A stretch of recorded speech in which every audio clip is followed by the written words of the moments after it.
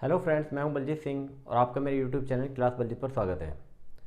आज हम class 12th के अंदर इंट्रोडक्शन चैप्टर को कवर करने वाले हैं, जिसके अंदर हम व्यष्टि अर्थशास्त्र और समष्टि अर्थशास्त्र के बारे में पढ़ेंगे कि किसे हम व्यष्टि अर्थशास्त्र कहते हैं और किसे हम समष्टि अर्थशास्त्र कहते हैं और उनमें एक बेसिक डिफरेंस है क्या।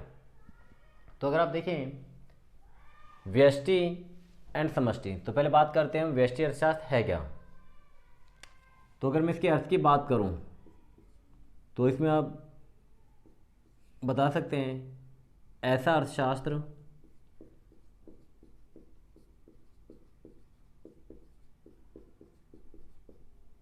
जिसमें व्यक्तिगत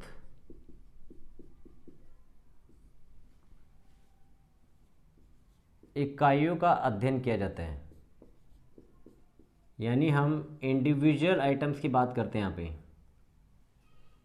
अध्ययन किया जाता है,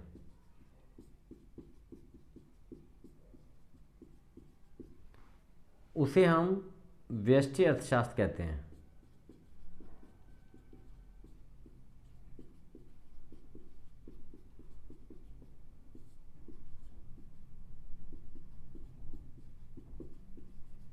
यानी जब हम बात करेंगे व्यष्टि अर्थशास्त्र की, तो इसके अंदर हम व्यक्तिगत आर्थिक इकाइयों का अध्ययन करेंगे। व्यक्तिगत मतलब सिर्फ जैसे एक परिवार, एक फर्म, एक उपभोक्ता, एक उत्पादक, कि भाई एक उपभोक्ता किन किन वस्तुओं की मांग कर रहा है, एक उत्पादक कौन कौन सी वस्तुओं का उत्पादन करते हैं, या मांग या पूर्ति की हम जब बात करेंगे तो ध्यान रखिए वो हम बात कर रहे हैं व्यष्टि अर्थशास्त्र की। यानी छोटे लेवल पर जब भी हम बात करेंगे अर्थव्यवस्था के बहुत छोटे लेवल पे, तो व्यष्टि अर्थशास्त्र के अंतर्गत आएगा। तो अगर मैं इसके एग्जाम्पल्स की बात करूं, उदाहरण की अगर हम बात करें, तो यहाँ इसके उदाहरण में आप डाल सकते हैं एक उपभोक्ता, एक उत्पादक,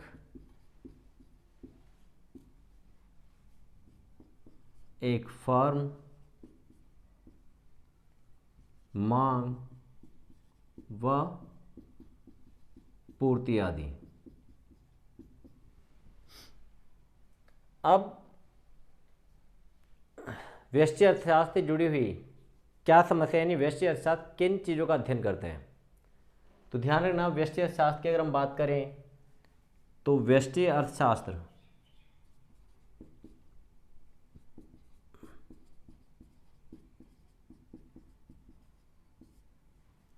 कीमत निर्धारण से संबंधित समस्याओं का अध्ययन करते हैं। यानी कीमत, किसी वस्तु की कीमत क्या रहेगी,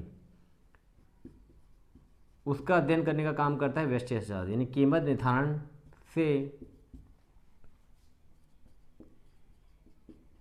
संबंधित समस्याओं का अध्ययन करता है।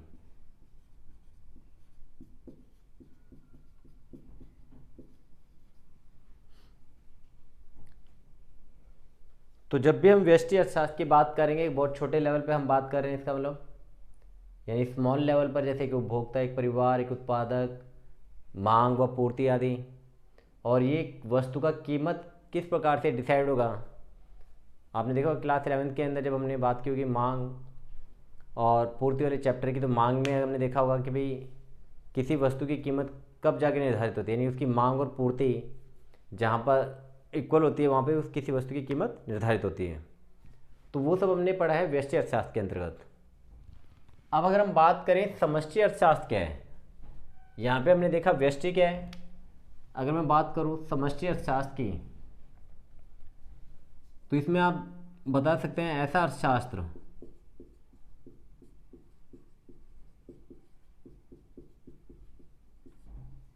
जिसमें समग्र आर्थिक इकाइयों का अध्ययन किया जाता है। यानी समग्र आर्थिक इकाइयों का अध्ययन किया जाता है।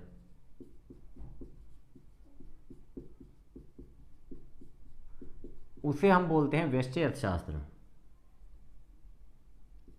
उसे समष्टि अर्थशास्त्र कहा जाता है।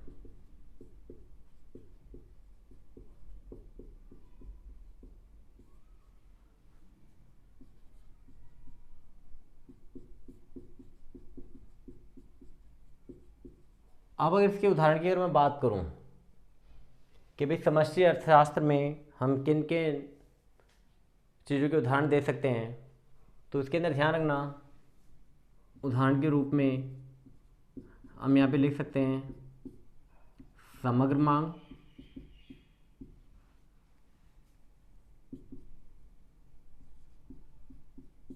समग्र पूर्ति,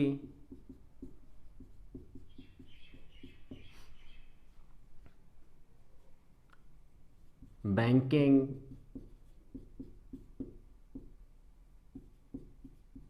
रोजगार, निर्धनता, भुगतान शेष आदि। यानी जब यहाँ पे हम बात कर रहे हैं समष्टि अर्थशास्त्र की, तो यहाँ पर हम अर्थव्यवस्था के बड़े रूप की बात कर रहे हैं, यानी अर्थव्यवस्था को बड़े लेवल पर लेकर चल रहे हैं। यानी यहाँ पे एक परिवार, एक उपभोक्ता की बात नहीं हो रही, यानी सभी उपभोक्ताओं की बात हो रही है, सभी परिवारों की बात की जा रही है, और एग्रीगेट मांग की, एग्रीगेट सप्लाई की हम बात कर रहे हैं। यह निर्धनता, बेरोजगारी,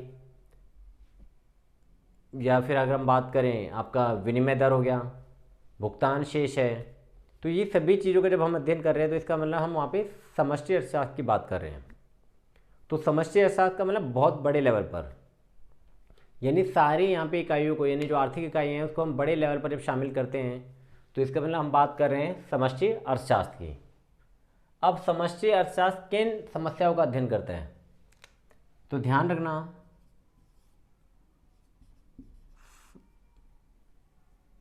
समष्टि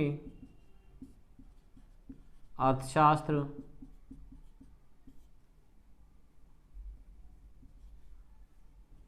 आय व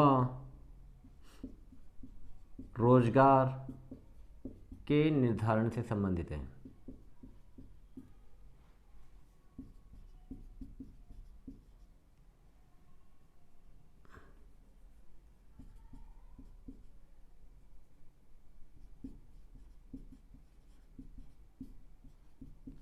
यानी जब हम आय और रोजगार की बात करेंगे तो समष्टि अर्थशास्त्र आय व रोजगार या राष्ट्रीय आय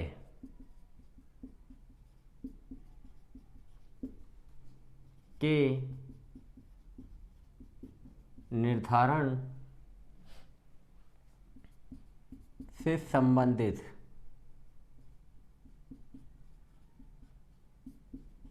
समस्याओं का अध्ययन करते हैं।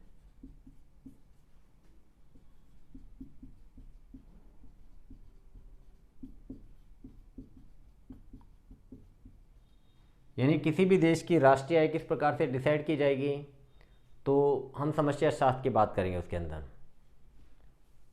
तो यहाँ पे हमने एक बेसिक डिफरेंस देखा है किसके अंदर, व्यष्टि और समष्टि अर्थशास्त्र के अंतर्गत। तो जब भी आप